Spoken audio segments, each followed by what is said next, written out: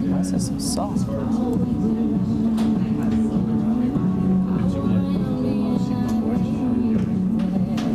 Oh, y'all can totally see that, huh? That's funny. All right. AV mute. Why don't we get any love in the back of the room? The music's right. I was having audio issues. All right. Oh, this, nice. Who said check your equipment? That was funny, nice. Hopefully this video will load and play.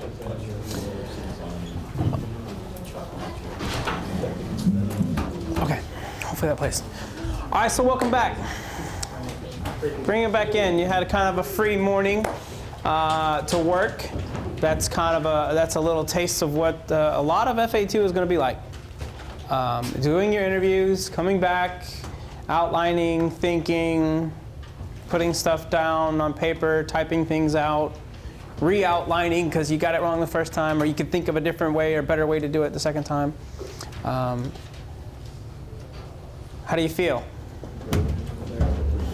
Terrible, excellent, wishy-washy. Okay.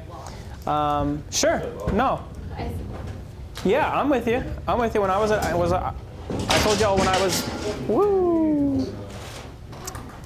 when I was in IPC, it was one of the first duties, one of the first classes that I had taken after the merger. Intermediate photojournalism course. It's a lot of feature writing. I had only had some NKO writing classes prior to that. So doing real Dinfos feature writing, yeah, it's daunting. I know where you're at. I hope that for many of you, it clicks the way it clicked for me. Once I understood the purpose of the features, are we missing Seaman LaBarge? He's still finishing up an interview. Finishing up an interview, okay. I hope that it clicks. I hope that you see the transition from news story to feature and how features should flow. I posted some examples, a couple examples last night online of some news features. Anyone here watch the last two? The Flood of Emotion video? That one was done by Mr. Preston Karras, a former All Hands magazine photojournalist. He was one of my IPC instructors here. He's no longer here because his son joined the U.S. Air Force, so now he works for Airman Magazine as a writer and photographer there. But an outstanding writer and mentor.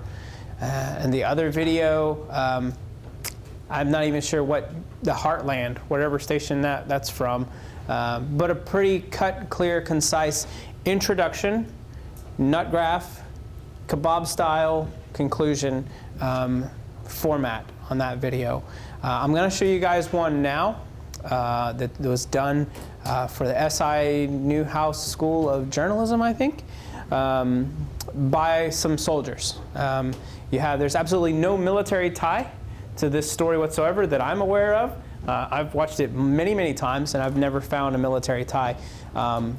So the soldiers were in the class, much like the Navy sends sailors to Syracuse. The Army has a program at SI Newhouse School of Journalism. So here is the land of milk and family. I want you guys to watch this. Think about the lead, the introduction, where the nut graph is, where the actual news value of this piece is, and then follow how it breathes from one topic to another. One thing, they're going to talk about one thing, and then they're kind of a little bit transition to another thing, and then another, and then a conclusion, and it wraps up. So I will get remote so we can AV mute and watch The Land of Milk and Family.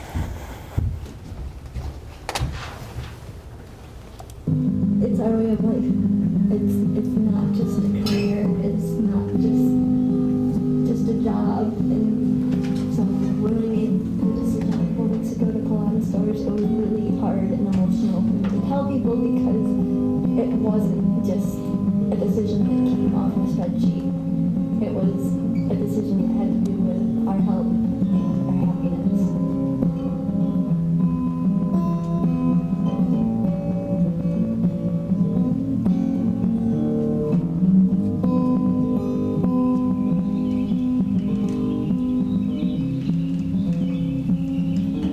So in 2006, we made the transition to the dairy, and we tried to just do a complete transition, which was a change, but we're still standing, and here we are with 30 cows back and making the cheese and yogurt.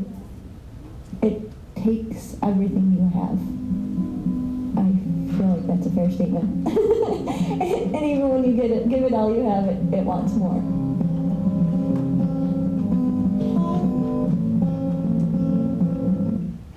Ah, come on. Please. Why would it do this?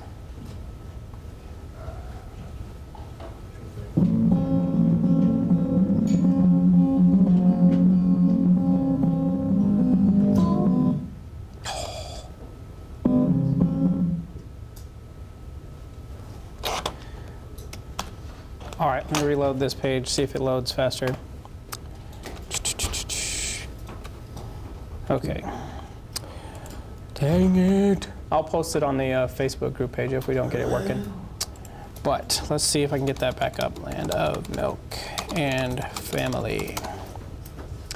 See, when we get tablets, I'll just be able to push this straight to your devices. Yeah, and y'all will be way out of here.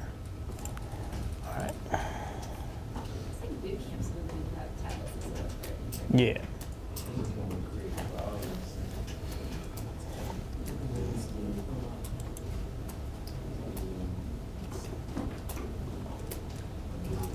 See, they're running the cables today for the Wi-Fi for those tablets, and I think they may have knocked something loose because this is not loading very fast. Dang it. Okay, so I'll have to post that one on the page. But did you guys see the lead? Did you guys hear the lead to that story? What were some of the very first few sentences that she talked about? Seems Zerker? Change of lifestyle. Change of lifestyle. Okay. Very mass appealish, right? Everyone can relate to changing a lifestyle, and that change is difficult, right? Change is hard. And then what was the nut graph? What was the news peg, if you will, of the story? She said almost immediately after that. Seaman Maddox? Switching over to dairy. Yeah, switching over to the farm. And then after that, she talked about in 2006, she's talked about we made the switch to making the yogurt and the dairy, and we pulled out of the stores and all this. So there was a lead that created interest, general mass appeal for something changing, a lifestyle. And then it led into what they actually did. They switched full-time to the dairy. And from there, she goes chronologically. She goes back to 2006. It was a decision that we made as a family. It wasn't just something we pulled off a spreadsheet. And from then, she kind of talks about how difficult, like it takes your entire life. It takes everything. I think that's a fair statement. And then she kind of giggled, right? So there was some human element there. That's very much the way that I believe you should write effective features. A very effective beginning and introduction to your features. Because today we're going to talk about feature intros to include the lead and nut graph. We talked a little bit about those in feature focus the other day. and you may have heard about them as well. Because that intro, one of the other videos I posted on the Facebook group page talked about how you have to grab your reader's attention, because if you don't get their attention immediately up front, then why are you even talking, right? Who's listening if you're not getting their attention? So it's the hook to your story. That lead has got to grab people. It's got to say, this story has value, it has meaning, and will impact your life. That's not an easy thing to do. It sounds simple to just say it, that, oh yeah, impact people. Use words that grab people's attention, mass appeal. But it takes time. It takes effort. It takes some experience to do that. So we're going to talk about it, leads in Nutgraphs this afternoon. And your objective is to practice feature writing principles. If I can get this to work even. Let's see. Where are we at? Okay. Practice feature writing principles. There are a couple of graded and recorded assignments during this FA. You must complete the FA with an aggregate score of 70% or higher to pass FA2. We're going to talk about the functions of a lead, how it grabs readers' attention, what it's supposed to do. The 4 feature lead types. There's some specific templates, examples, if you will, that you can use. And then Nutgraphs, what kind of information you're going to include there and how you're going to include it. All right. So let's start with functions of a lead. So to review what a regular lead does, like a news lead, it must grab the reader's attention, right? We said that it should persuade reader to continue the story. Right? They shouldn't look at a lead and think, oh, that story doesn't look interesting at all. This is just a vanilla story that that doesn't interest anyone, right? It should be interesting and intriguing. Use mass appeal. So what kind of story the feature tells? That's what's going to get the readers at. She said that in the video, a change in lifestyle. There it is. That's almost like a focus topic, right? Change in lifestyle. So you should use those kind of words in your lead, the very first few lead emphasis type of position words. All right? If you're talking about a uniform change, then talk about change. If you're talking about career options, then just let the reader know right up front, that we have a lot of options in the military when it comes to career decisions. Those type of things.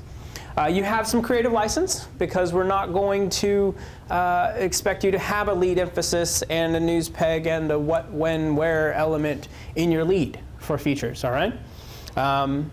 There's no wrong type of lead. There's no one specific type that is catch-all. No one type will work for every type of story. The success of every lead depends on how you rewrite and revise it. The best leads set the tone for the story.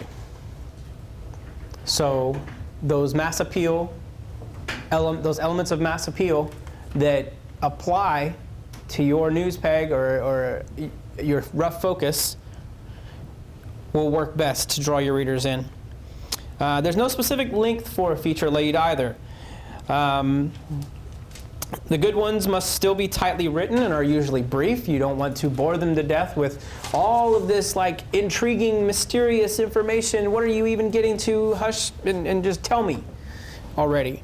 Effective writing means using the right words, not the biggest words, okay? Feature leads also establish a rapport with the reader using an informal style. So they should know from that first sentence, that first few words, oh, this isn't a hard news piece. This is something that's a little bit more intriguing, should generate some more interest in the topic, not just the event, right? So the fact that that family in the video moved from storefront to just the full time at the dairy farm. That's not particularly interesting. But talking about the change in lifestyle, sure.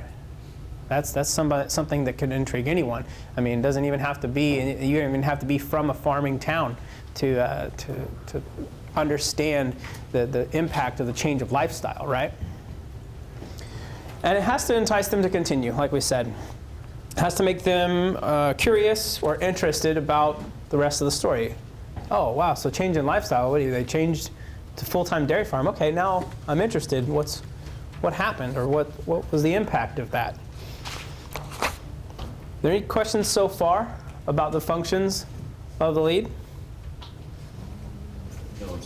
All right.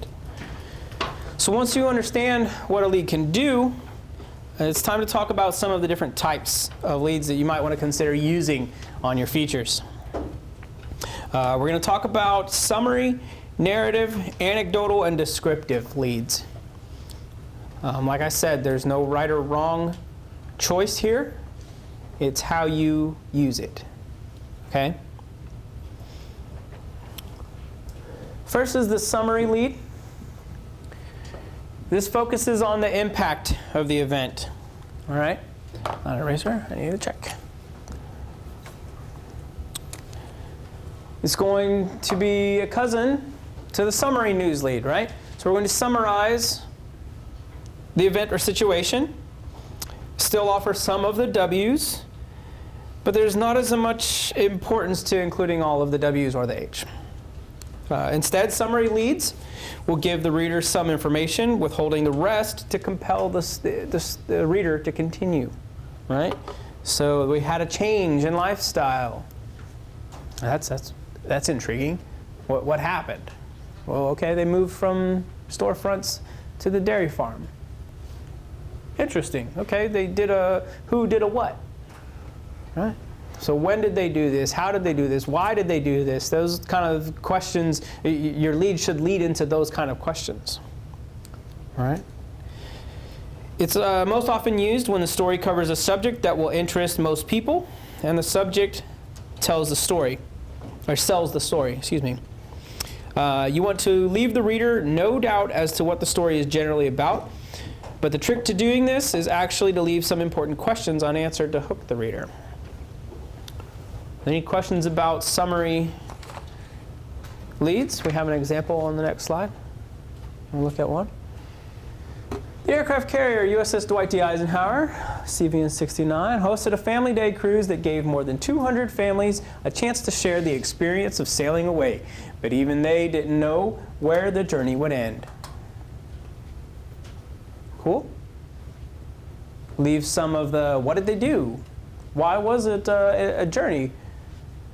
Sailing away, those type of creative words that you can include to hook the reader. Any questions? All right, moving right along. Let's see, so there's a fifth one in here that snuck in. It's called the blind lead, which is a version of the summary lead, where you deliberately tease readers by withholding key piece of information. Then follow the lead with critical information in the next paragraph. Blind lead example would be the most valuable player for the basketball team aboard the aircraft carrier USS Harry S. Truman CVN-75 has a very specific ritual before the game. First comes the braided hair. Next come the metallic stud earrings. The upcoming team tryouts demand lipstick, a tradition that began in high school. Weird, right? So you're leaving out key elements. You say that there's a ritual. Well, what is it? What is the ritual, right? You want to find out more. A ritual is kind of one of those taboo words, right? It's like, okay, well, what is clarified as a ritual? So, any questions about blind lead? I think there's one more example here. Sematics. So all three of those paragraphs were considered that blind lead? Mm-hmm. Right, yeah, so that's another thing, like with the features, and we'll see this in some of the other types, I think, that your lead may be multiple sentences which are multiple paragraphs.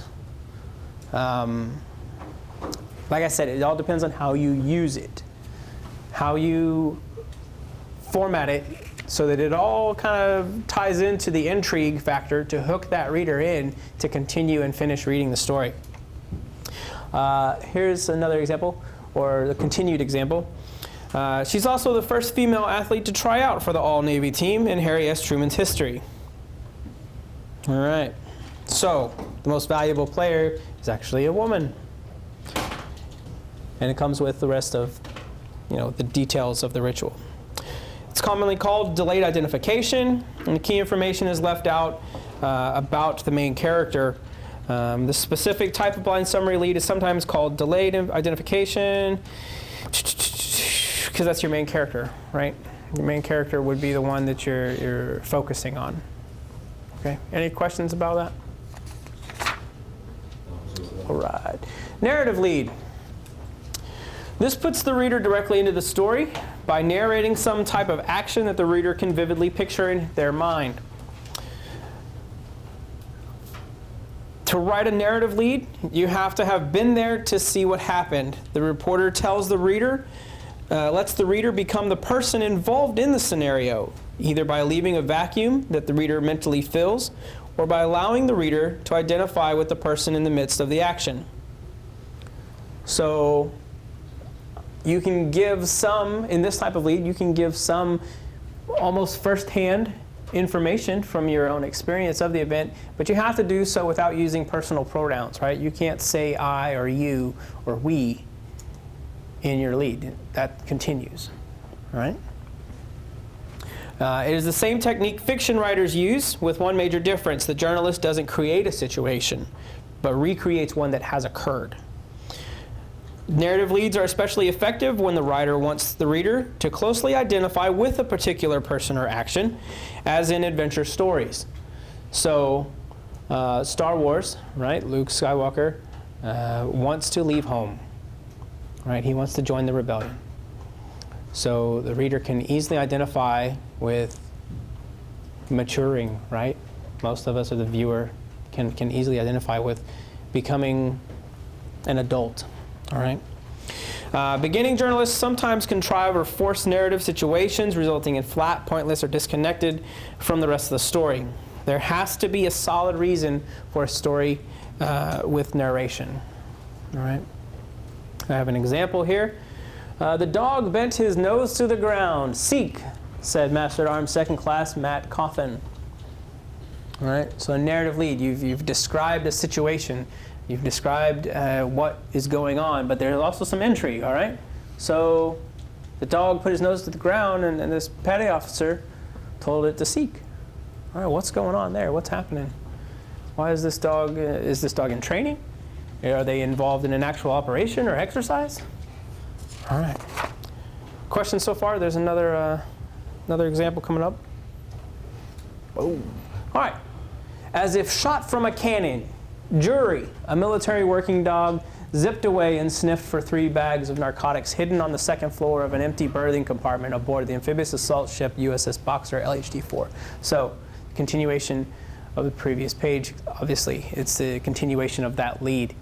You're describing the events that happened with words like zipped away, searching for the narcotics. You're describing what happened and where it happened, right? So you're including some more of the W's, okay? But still leaving some bit of intrigue, all right? Jury weaved from bed to bed, the only